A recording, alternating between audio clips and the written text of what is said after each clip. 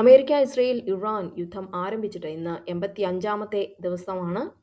വാഷിങ്ടണും ടെഹ്റാനും തമ്മിൽ ഇൻഡയറക്റ്റ് ആയിട്ടുള്ള ടോക്സ് നടന്നുകൊണ്ടിരിക്കുകയാണ്. പാകിസ്ഥാനാണ് മീഡിയേറ്ററായിട്ട് ആക്ട് ചെയ്യുന്നത്. പാകിസ്ഥാന്റെ ആർമി ചീഫായിട്ടുള്ള അസിം മുനീർ ഇന്നലെ ടെഹ്റാനിലെത്തിയിരുന്നു. അവിടെ ഇറാന്റെ ഫോറിൻ മിനിസ്റ്ററായ അബ്ബാസ് അറാക്ചിയെ കാണുവാനും കാര്യങ്ങൾ സംസാരിക്കുവാനുമാണ് അദ്ദേഹം ഇന്നലെ ടെഹ്റാനിലെത്തിയത്. ഇറാൻ ഇപ്പോൾ യുഎസിന്റെ ഒരു പീസ് പ്രപ്പോസൽ അത് റിവ്യൂ ചെയ്തുകൊണ്ടിരിക്കുകയാണ്. അവർക്ക് എൻറിച്ച്ഡ് യുറേനിയം യുഎസിന് ഹാൻഡ് ഓവർ ചെയ്യാൻ താല്പര്യമില്ല.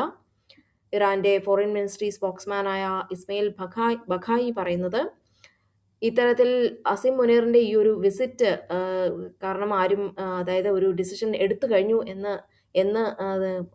വിചാരിക്കേണ്ട എന്നാണ് അദ്ദേഹം പറയുന്നത്. ഒരു ഡിസിഷൻ ഇതുവരെ എടുത്തിട്ടില്ല എന്നാണ് അദ്ദേഹം വ്യക്തമാക്കുന്നത്.